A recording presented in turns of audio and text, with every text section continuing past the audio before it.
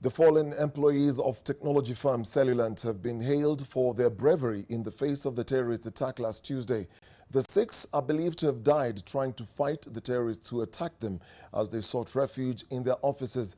The gentlemen were honored in a joint memorial service, and Brenda Wanga brings us the details and revelations on the lives and deaths of the brave 6. It has been exactly 1 week since the Cellulant brave 6 were felled by terrorist bullets, but the pain and anguish their sudden and tragic demise has brought to their family, friends and colleagues is still very raw. For giving us these fine young men. That anguish clear as they gathered to pay their tributes and celebrate their lives at a joint memorial service. And for the first time, details of what transpired that fateful Tuesday revealed.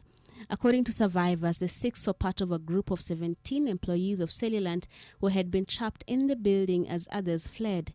The 6 men had barricaded themselves in a washroom when the terrorist came calling. Ashford, described as a fearless leader, was the first one to go. We trusted Ash to selflessly lead the team like he did on that fateful day, where he kept advising and giving options, as a tactful person he was. Witnesses say before he fell to the bullet, when it became imminent that the danger was too close for comfort, Ashford rallied his teammates, urging them to fight back. They did, but they were no match for the heavy weaponry wielded by the enemy. To the terrorists, the 6 may have just been another number, but to the family and colleagues, they were the essence of life. Ashford Courier was serving as a head of product development and just a day shy of his 36th birthday.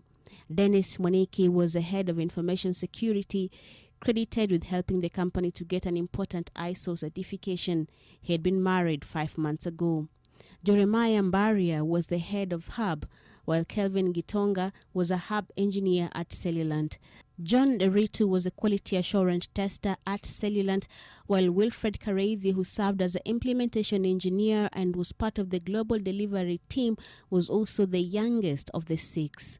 If there was ever a pure heart, an unassuming heart, a loving heart, a caring heart, a giving heart,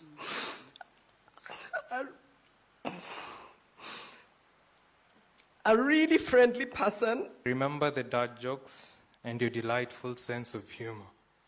Chief would say, I have a joke about construction. I'm still working on it. You always found a way to cheer us up somehow through it all. You were a friend, even though you were our brother. Your unconditional love and kind heart inspired us to be better versions of ourselves. You gave more than you received, and there is too much pain now. The families of the deceased perhaps finding some comfort in a promise from the president delivered by the ICT cabinet secretary. My government assures you of justice for this brutality. We pledge to work harder for a better and more just country in honor of their memory.